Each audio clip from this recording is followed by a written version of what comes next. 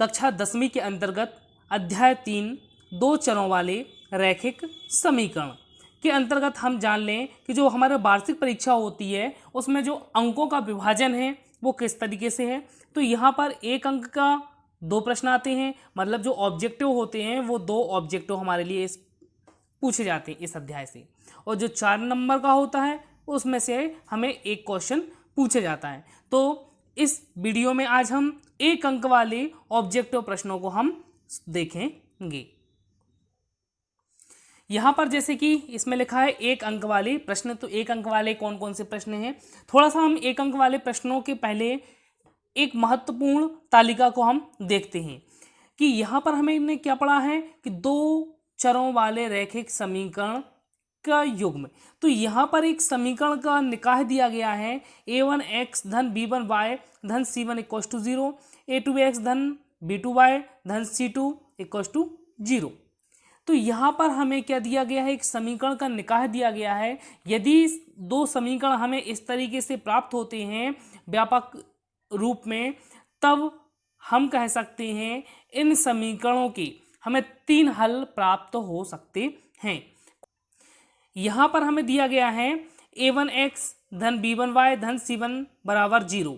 तो यहाँ पर हम देखें, यदि x के कोफिशिएंट देखें, x के गुणांक देखें, तो यहाँ पर a1 है, y का b1 है और यहाँ पर अचर c1 है। इसी तरीके से इसमें a2 b2 और यहाँ पर c2 है। यदि हम इसके अनुपातों की तुलना करें, यदि हम पहले समीकरण से a1 अपॉन दूसरे समीकरण से a2 की बात करें, और यदि हम y का जो देखें कि b1 अपॉन b2 की बात करें, तो यह यदि बराबर नहीं है, यदि हमें 2 समीकरण मिलते हैं, यदि हमने उनके अनुपात देखे और ये बराबर नहीं है, तब हम कह सकते हैं कि जो हमारा समीकरण निकाय है वह जो समीकरण निकाय है और ये जो रेखाएं हैं वह रेखाएं कैसी हैं, प्रतिच्छेदी रेखाएं हैं। तो हम कह सकते हैं इनका जो ग्राफी निरूपण होगा वो क्या होगा, प्रतिच्छेदी रेखाएं होंगी। यदि हम इनका ग्राफ खींचेंगे तो हमें 2 रेखाएं जो हैं वो आपस में कहीं ना कहीं प्रतिच्छेद करती हुई दिखाई देंगी।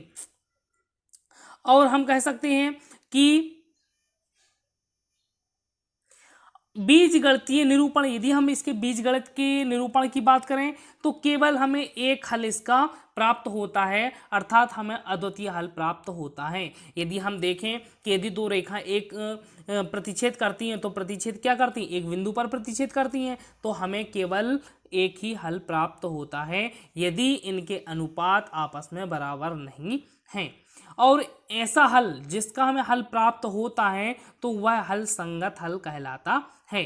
तो संगत या असंगत, तो यदि हमें 2 रेखाएं हैं और उनके समीकरण निकाय का कोई ना कोई हमें हल प्राप्त होता है तो वह हल क्या कहलाता है, संगत हल कहलाता है। इसी तरीके से हम देखते हैं कि यदि हमें समीकरण के निकाय में अनुपात जो हमारे हैं यदि वो आपस में बराबर हैं कि a1 बटे a2 बराबर b1 बटे b2 बराबर c1 बटे c2, यदि ये आपस में बराबर हैं तो ऐसे समीकरण निकाय जो होते हैं वो संपाती रेखाएं होती हैं। संपाती रेखा से मतलब ये होता है कि एक रेखा के जस्ट ऊपर दूसरी रेखा होती है, अर्थात उनके बीच में 0 अंश का कोण होता है। तो इनका जो बीजगणितीय निरूपण होगा वो क्या होगा कि अपरिमित रूप से अनेक हल, तो इसके भी हमें हल प्राप्त होंगे क्योंकि ये जो दोनों रेखाएं हैं जब संपाती हैं अर्थात वो प्रत्येक बिंदु पर प्रतिच्छेद कर रही हैं, जब प्रत्येक बिंदु पर प्रतिच्छेद कर रही हैं तो हमें क्या है, प्रत्येक बिंदु पर हल प्राप्त होंगे, अर्थात हल प्राप्त होंगे जब प्रत्येक बिंदु पर तो अनंत हल प्राप्त होंगे। तो हम कह सकते हैं अपरिमित रूप से अनेक हल या अनंत हल हमें प्राप्त होते हैं यदि रेखाएं संपाती होती हैं। तो इस तरीके से हमें क्या हल प्राप्त हो रहा है, तो हम कह सकते हैं इसका हल जो है वो संगत होगा। जैसे कि प्रतिच्छेदी रेखाओं में हमें क्या मिल रहा था, संगत हल मिल रहा था क्योंकि उसका एक हल है तो हमें संगत हल मिल रहा था। इसके अनेक हल हैं, अनंत हल हैं, इसलिए हमें इसका हल भी क्या मिलेगा, संगत मिलेगा।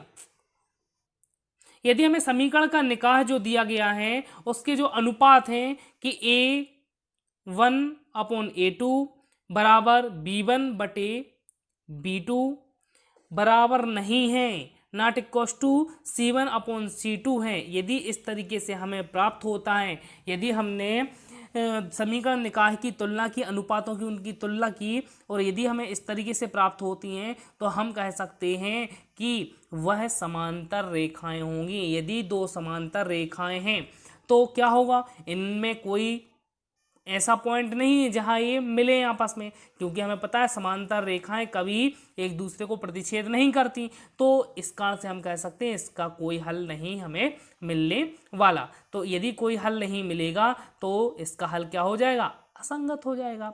हमें इन तीनों बातों को याद रखना है, क्योंकि ये तीनों ही बातें बहुत ही इम्पोर्टेंट होती हैं, और ये इन तीन बातों में से ही जो ऑब्जेक्टिव प्रश्न है पूछा जाता है। अब हम देखते हैं एक नंबर वाले वस्तुनिष्ठ प्रश्नों को। तो पहला जो वस्तुनिष्ठ है, जो 2019 की परीक्षा में पूछा गया था कि A1/A2 बराबर B1/B2 बराबर नहीं है C1/C2 हो तो समीकरण निकाय, जो समीकरण निकाय हैं वह क्या है। तो हमने पढ़ा है, यदि समीकरण निकाय का यदि ए वाली कंडीशन होती है कि A1/A2 बराबर है B1/B2 लेकिन बराबर नहीं है C1/C2, अर्थात रेखाएं इसकी क्या होंगी, समांतर होंगी, और रेखाएं यदि समांतर होंगी तो उसका कोई हल नहीं मिलता हमें। तो हम कह सकते हैं ऑब्जेक्टों में का कोई हल नहीं होगा।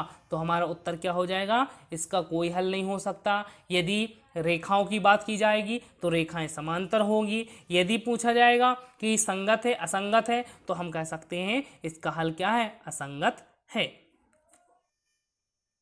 दूसरा प्रश्न है, यदि समीकरण निकाय का कोई हल नहीं होता तो वह निकाय कहलाता है। हमने अभी जस्ट बात कर ली, यदि कोई हल नहीं है तो वो क्या कहलाता है, असंगत कहलाता है। इस तरीके से भी प्रश्न बन सकता है। एक प्रश्न और बन सकता है क्या, कि रेखाएं कैसी होती हैं यदि यदि समीकरण निकाय का कोई हल नहीं है तो वह उस निकाय का ग्राफीय निरूपण होता है। तो ग्राफीय निरूपण कैसा होता है, समांतर होता है।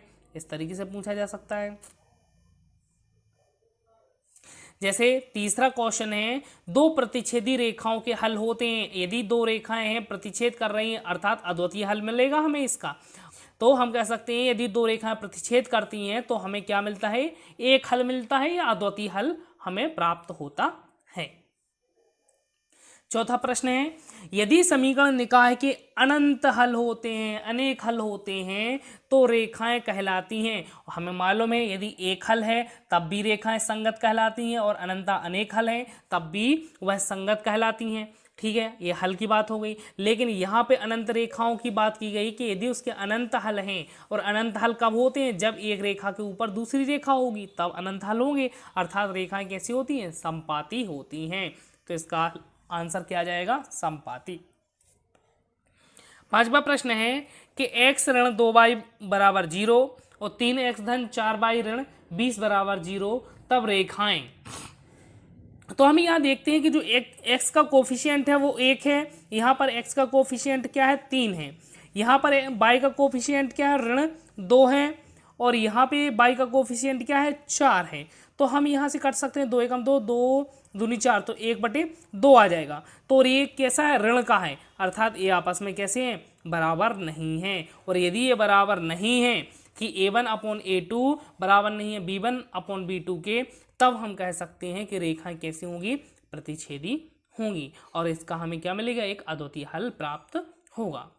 यहाँ पर हमारा छठवां प्रश्न है, रेखा युग्म 2x धन 3y ऋण 9 बराबर 0 और 4x धन 6y ऋण 18 बराबर 0 ज्यामितीय रूप से समांतर हैं। और समांतर के लिए कंडीशन हम पढ़ चुके हैं कि A1/A2 बराबर B1/B2 बराबर नहीं है C1/C2। लेकिन यहाँ देखें कि 2 दूनी 4, यहाँ पे 2 है, यहाँ पे 4, तो 2 दूनी 4, 1/2। यहाँ पे 3 है, यहाँ पे 6 है, 3 दूनी 6, 1/2, 1/2 बराबर हो गया। लेकिन अब बराबर नहीं होना चाहिए, लेकिन ऋण 9 ऋण 18, तो ऋण से ऋण कट जाएगा, 9 दूनी 18। तो यहाँ पे हमें क्या मिल गया कि A1/A2 बराबर B1/B2 और बराबर C1/C2। तो यहाँ बराबर नहीं होना चाहिए था, अर्थात यह स्टेटमेंट जो है वो कैसा हो जाएगा, असत्य हो जाएगा। 7वां प्रश्न है, रेखा युग में x धन 2y ऋण 4 बराबर 0 और 2x धन 4y ऋण 12 बराबर 0 ज्यामितीय रूप से समांतर हैं। तो इसमें हम देखते हैं x का कोफिशिएंट 1, यहाँ पे 2, तो 1/2 मिल जाएगा। यहाँ पे y का 2 है, यहाँ पे y का 4 है, तो 2 4 है तो 2/4 होगा, तो 1/2, मतलब ये दोनों बराबर हैं, सही है। यहाँ पे ऋण 4 है, यहाँ पे ऋण 12 है, तो 4 3 12 क्या आ जाएगा 1/3, तो ये बराबर नहीं होगा। तो हम कह सकते हैं ये दिया गया कथन कैसा है, सत्य है। यहाँ पर 8वां प्रश्न है, ax धन by बराबर c एक खाली स्थान है। तो हमें पता होना चाहिए कि जो ax धन by बराबर c होता है, दो चरों वाला एक रैखिक समीकरण होता है, तो यह एक क्या है, रैखिक समीकरण होता है, लीनियर इक्वेशन या रैखिक समीकरण कहलाता है। 9वां प्रश्न है, ax धन by बराबर c का आलेख होता है। तो हमें इसका आलेख बताना है कि इसका आलेख किस प्रकार से होता है। तो एक रैखिक समीकरण का जो आलेख होता है वह एक सरल रेखा होता है। तो हमें याद रखना है कि इसका आलेख क्या होता है, एक सरल रेखा होता है। 10वां प्रश्न है, यहाँ पर 10वां प्रश्न है, दो अंकों की संख्या इकाई का अंक x तथा दहाई का अंक y है तो संख्या होगी। तो हमें पता है यदि इकाई का अंक क्या है x, लेकिन दहाई का क्या है y, तो दहाई क्या होती है 10 का गुणा होता है दहाई में, तो 10 y हो जाएगा। तो हमें क्या मिल जाएगा 10 y धन x, तो 10 y धन x इसका आंसर आ जाएगा। 11वां यहाँ पे ऑब्जेक्टिव है, यदि मोटर बोट की स्थिर जल में चाल x तथा धारा की चाल y है तो धारा के प्रतिकूल मोटर बोट की चाल क्या होगी। यदि ये जल बह रहा है और जल के बहने की दिशा ए वाली है, यदि मोटर बोट जो है वो यदि जल की दिशा में है तो वो कहलाता है अनुकूल। तब हम कह सकते हैं कि जो हमारी धारा है वह भी एक ही दिशा में जा रही है और जो मोटर बोट है वह भी एक ही दिशा में जा रही है। जब अनुकूल होता है तो x धन y हो जाता है। लेकिन जो पूछा गया है उसमें क्या है कि धारा की दिशा एरो साइन दिखा रही है, लेकिन इसमें जो मोटर बोट की चाल है वो विपरीत दिशा में है, तो प्रतिकूल मोटर बोट चल रही है। तो प्रतिकूल मोटर बोट की जो चाल होती है वो होती है x ऋण y। तो इस तरीके से हम इनको ज्ञात कर लेते हैं। तो इस वीडियो में हमने आज कक्षा 10वीं के अध्याय 3 के वस्तुनिष्ठ प्रश्नों को हल किया। जय हिंद।